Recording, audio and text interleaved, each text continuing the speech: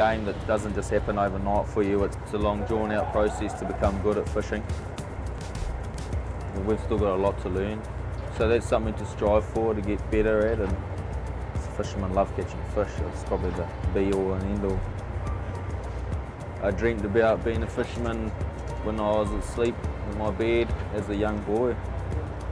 Heard about it, saw it. My father was a fisherman, his father, and I think a lot of boys want to do what their fathers did.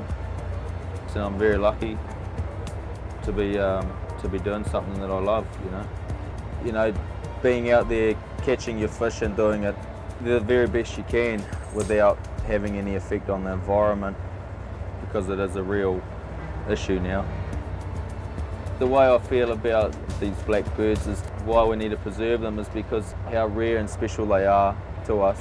They only nest here on Great Barrier Island, which is a special island.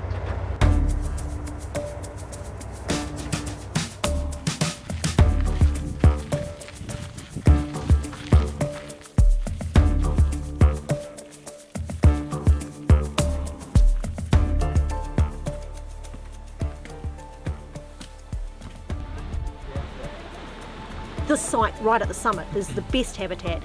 It's really nice habitat up here, and so this is where the birds love to be. The males own the burrows, so he comes back in October, he digs it all out, you know, tidies it up, then stands outside the entrance screaming his lungs out for his girlfriend or his wife to come back. And finally they come back, but if say a new female is flying in and trying to say, oh, this burrow sounds nice, or this male sounds nice, she'll go down and investigate him. If his burrow's a bit substandard, he'll go to the next guy. Oh, you sound good too. Oh yeah, your burrow's a bit better.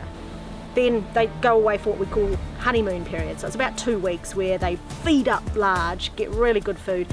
Female makes the egg, she comes back and lays a single egg, and then they share incubation, so mum and dad will each have a turn.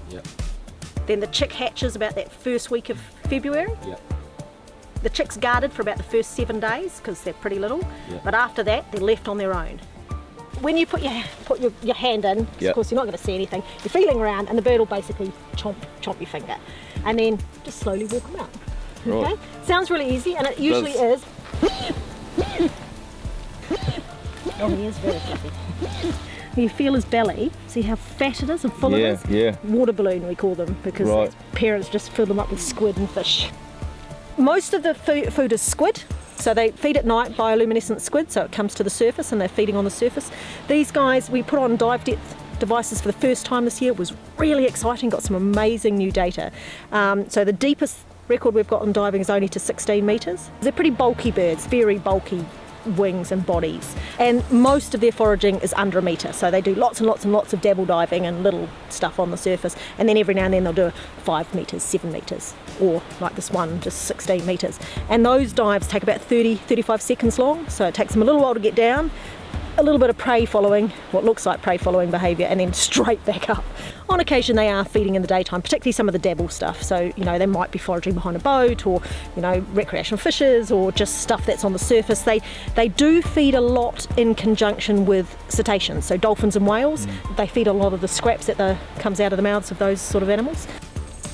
A single parent cannot raise a chick by itself or hatch an egg by itself, so if an adult is taken out of the partnership, that breeding pair will fail. If fishermen accidentally catch and kill black petrels, the impact on a breeding population can be quite severe.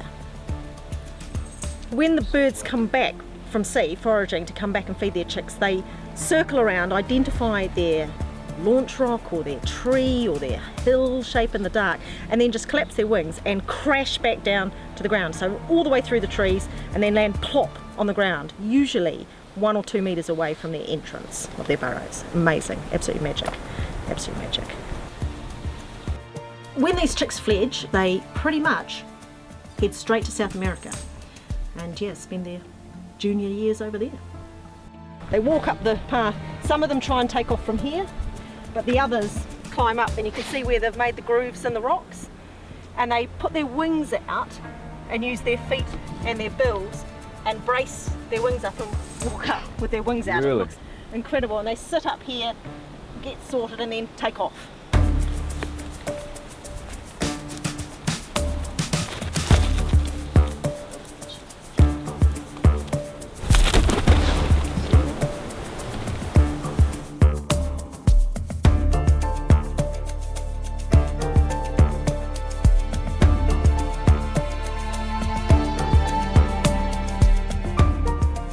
nobody has any idea at all about seabird navigation really. Do they follow magnetic currents? You know, do they follow the wind patterns? We think we're clever in all our GPS systems and things, but man, they must have some really good systems.